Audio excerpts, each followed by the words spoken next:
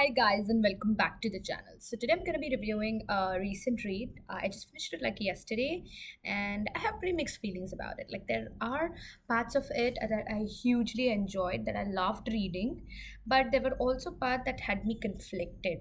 So I'm just going to tell the underwhelming aspects and the good parts of the book. Let's begin.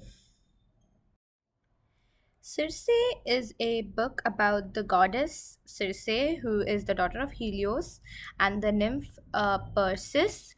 And she has the power of witchcraft, and so she is exiled because it threatens the power of the gods. So she is exiled to a lonely, deserted island, and she, there grows her power. Tames the animals there and tries to live her life basically, but as she's all alone on that island, she isn't really left alone because people keep coming there. I know this sounds bad, but trust me, it's very interesting. And the other thing is, finally, a mortal named Odysseus lands there, and Circe basically finds herself risking everything for him. So that's the premise of the book. So, talking about the negatives, things that I didn't like about Circe was how passive it was. So, if you read any tale that is in the Greek mythology, it will be filled with so much, so much drama. Like, it'll be so dramatic, action packed, and usually, like have you sobbing or laughing, have you laughing in hysterics. It's usually filled with gods getting angry, throwing fits, completely trying to destroy a mortal's life as he or she tries her best to stay alive despite the god's will. So it usually has really high stakes. Any Greek mythology has really high stakes. It really engages you and immerses you in the protagonist journey as they have to complete against literal gods. So it's all very exciting and dramatic, and always has a high tensed it was always has a atmosphere of tension, of excitement and thrill in it. But Circe, as it is based on a goddess rather than a mortal who's facing challenges, as it is told from the point of view of an immortal, it is very passive in its storytelling. It concentrates more on Circe's you know growth. Like, it is very character driven. The main characters growth and as she goes through this eternity, like literally, because she's immortal. As she goes through eternity, the things she learns, the things the things that wound her, the things that she grows from, and as she learns things about life she has never before. That is the focus of the book. It's more about the goddess and her journey, more than the usually action packed dramatic storytelling that Greek mythology usually has. So that was like my fault, because whenever I expect a Greek mythology, I just expect it to be dramatic. So that was my fault, and it's just like a warning of sorts, because if you're expecting it to be extremely exciting, thrilling, fast paced, it isn't that. It's a very character focused work, focusing on the interactions of the characters with Circe and the arc she has by the end of the book. So that was my first point. My second complaint is it was a very slow read.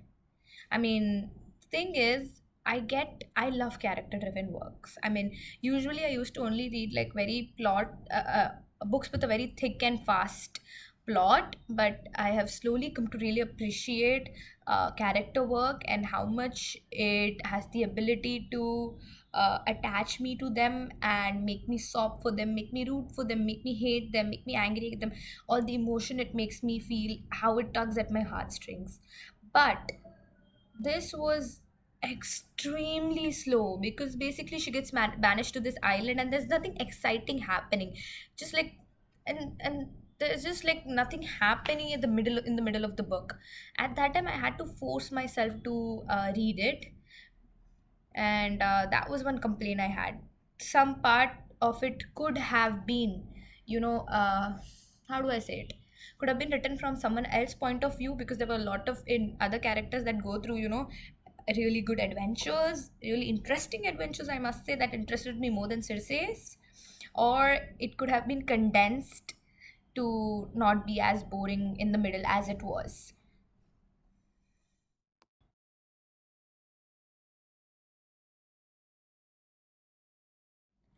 The good parts of the book. So talking about the really good parts, I think the best and the most, and the point that really stood out to me was the writing. It was a beautiful, like the prose was very flowery but not purple. Like it isn't overbearing or pretentious, but it's certainly beautiful. It almost reads like poetry. The descriptions, the um the descriptions of the things around Circe, of the actions themselves, of all the things that are happening, of the people. Everything is so beautiful. Like the sentences are so well structured and so well written. They just draw you in, they immerse you in their setting. The setting is extraordinarily well done. Like I find myself getting sucked into the island of Ayaya, resonating with Circe as she goes through so many phases of her life, learning, making mistakes, and just growing as a person. The writing really did it for me. It was one of the reasons I pushed myself through the middle part where it was slow, because I was like, okay, even if it is slow, let me just read these pretty sentences, because that's what the writing was. It was pretty as hell. Like, let me give you an example.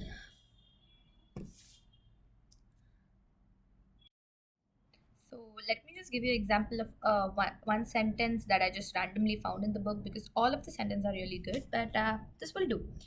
My infancy was the work of hours, my toddlerhood, moments beyond that. And the final conclusion, that whole 2 pages was so beautifully written. It just flowed like poetry. It was like music. It was so extremely beautiful. So that was one thing I really loved about it. And my next point actually correlates to the first one. Like I said, the ending, the last 2 3 pages were very beautifully written, extremely heart wrenching, and just tugs at your heartstrings and really makes you smile and sob at the same time. So yeah, the ending was beautiful. It was one of the most satisfying, one of the best endings I have ever read. Cersei's decision at the end made so much sense. And one more thing I like about it, it is not complete closure. And not everything is wrapped around so neatly. Because, I kind of hate it when you have just like this really plot holy kind of happily ever after. Because after all the characters have gone through, it's not humanly possible to give them such a happily ever after. But this ending was so perfect. Like it ended at the point where you get proper closure, appropriate for an ending, but it also leaves you to your own interpretations. Like the ending ends at a point where it even has like, it can even become a sequel with a completely different setting and tone, and you can have your own interpretation and be happy with it, because it ends at a very like it ends at a really perfect time, and it wraps the book so beautifully that it really made the book worth it. My end rating is 3.5 stars. One star for so like for being so dull in the middle, and half a star because the main character was not as bad as I thought she would be. So it's lame, but my channel, my rules. And that was my rating of the book. And tell me your thoughts about Circe if you have read it. If you haven't, I hope you found this review helpful. And thank you for watching till the end. Do like, share, and subscribe if you like to talk about books. My blog is also given in the link if you would like to explore more. Thank you.